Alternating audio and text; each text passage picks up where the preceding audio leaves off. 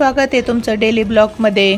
बरेच जणांना वाटतं की फक्त गावाकडेच असे झाडं फुलं फळं असते, तर बघा शहरामध्ये सुद्धा असे झाडं आहे। चिकूचं झाड, भरपूर असे चिकू लागलेले। नाशिकमध्ये येऊन 1 वर्ष झाले आणि नाशिकमध्ये प्रत्येक बंगल्यापुढे असे मोठे मोठे झाडं आहे।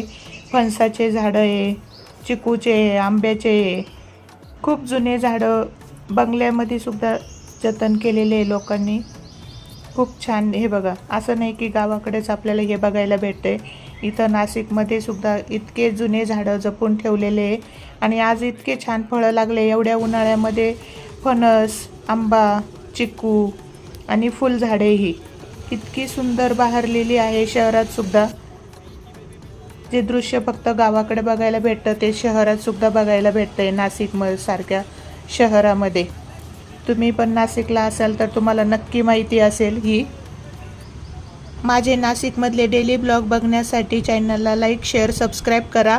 जर तुम्हाला स्क्रीनवर दिसणारी वस्तू घ्यायची असली तर क्लिक करा।